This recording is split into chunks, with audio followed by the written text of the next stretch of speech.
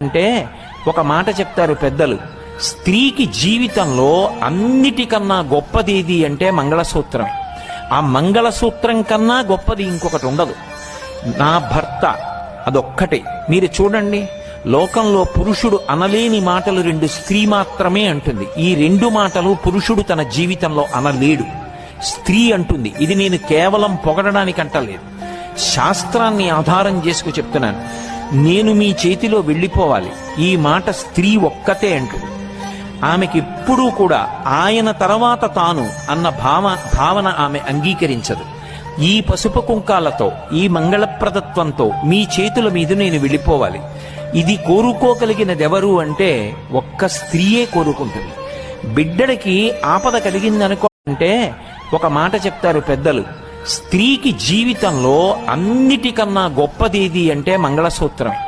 ఆ మంగళసూత్రం